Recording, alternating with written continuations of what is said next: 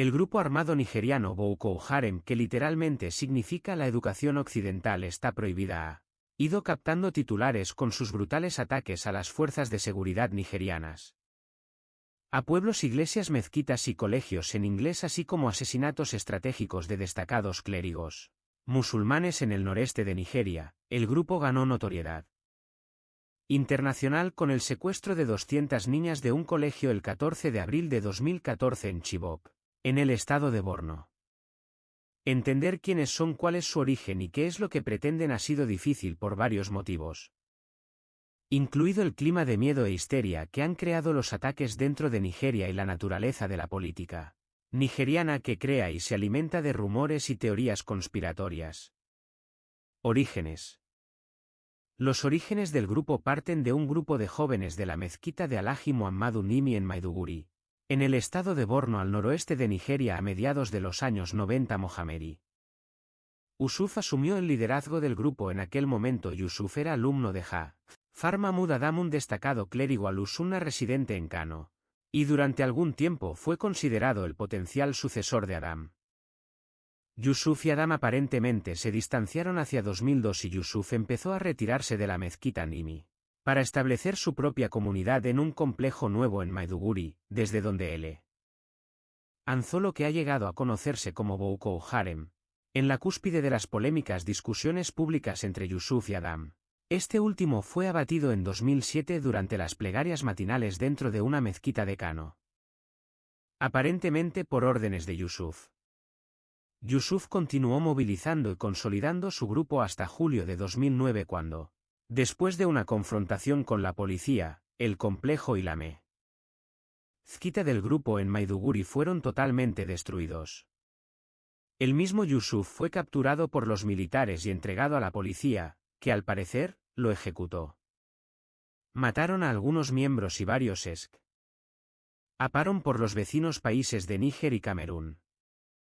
Otros fueron a Argelia y Somalia para entrenarse en campos milicianos. Abubakar Shekau, el segundo de a bordo de Yusuf, asumió el liderazgo y desde 2010 empezó una segunda ola de ataques brutales, aparentemente para vengar la muerte de Yusuf. Ideología. La ideología de Boko Haram tiene 4 características principales. Oposición a aspectos de la educación occidental. Oposición al moderno Estado secular de Nigeria. Deseo de establecer un califato islámico en línea con el antiguo imperio islámico de Borno, que cubría parte de la Nigeria actual del noreste, y uso de la violencia y ad militante para conseguir sus objetivos. En agosto de 2014 Boko Haram declaró un califato islámico en torno a la ciudad de Gwoza en el noreste de Nigeria. La ideología del grupo está enraizada en la historia islámica del norte de Nigeria. Joseph Kenny, un destacado católico romano especialista en el Islam en Nigeria, describe el Islam del norte de Nigeria como firmemente reformista y separatista respecto a todo lo no islámico. El término Boko es una palabra hausa que significa falso, imitación o no auténtico, que vino a aplicarse a la educación secular occidental dentro de Nigeria mucho antes de Boko Haram. La suspicacia hacia la educación secular occidental en la sociedad musulmana del norte de Nigeria está por tanto profundamente enraizada y extendida. En palabras de un intelectual anónimo musulmán nigeriano, la genealogía de Boko Haram viene en parte de las eternas actitudes negativas hacia la educación occidental entre los musulmanes de Nigeria del norte, y en parte de las tendencias salafista wahhabi nigerianas originadas por las predicaciones de al-Shaikh Abubakar Mahmoud Gumi. Además, el golpe de 1966, que tuvo como resultado la muerte de líderes políticos musulmanes como el primer ministro nigeriano Abubakar Tafawa Balewa y el premier de la región del norte Ahmadu Bello, fue generalmente visto por los musulmanes del norte de Níger ya como un ataque cristiano del sur contra los musulmanes y el Islam. Sucesivos dictadores militares reprimieron los faccionalismos intra-musulmanes que para finales de los 70 llevaron a tensiones cristiano-musulmanas sobre debates en torno a la Corte Federal de Apelación Sharia, fuertemente contraria a los cristianos. Los años 80 empezaron con violentos conflictos internos entre los musulmanes. Mientras que los últimos años 80 marcaron el principio de los disturbios y la violencia entre cristianos y musulmanes. La mayoría generados en campus universitarios entre grupos de estudiantes, estos conflictos persisten y se incrementan en intensidad a lo largo de los 90 y a partir del año 2000. Son las décadas de sangre de Nigeria con horribles actos de violencia cometidos por ambos lados. Implicaciones.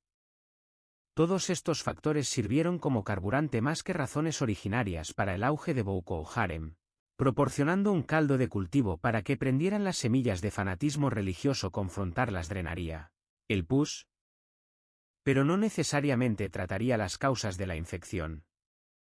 Respuestas sugeridas. Los cristianos deben resistir la tentación de estereotipar y problematizar el Islam con argumentos como que los grupos como Boko Haram representan la verdadera cara del Islam.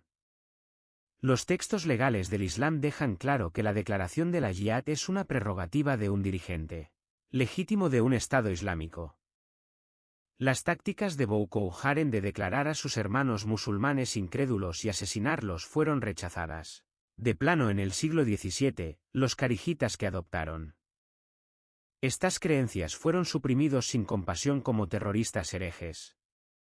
Los líderes musulmanes del mundo han denunciado a Boko Haram como criminales y terroristas. Sin embargo, más aún la narrativa de que el Islam o el Corán o Mahoma es el problema es fútil y resta poder. Si este es el problema, ¿cuál es la solución? ¿Proscribir el Islam como religión o prohibir el uso del Corán?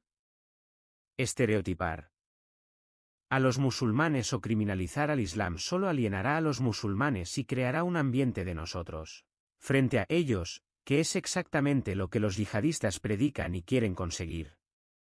La presión sobre la iglesia nigeriana en general y sobre los cristianos en el norte de Nigeria en particular es considerable a corto plazo. Los movimientos evangélicos como la Usana deben intentar colaborar con grupos locales ecuménicos internacionales y de distintas creencias en un esfuerzo por terminar con la violencia y tender puentes entre comunidades.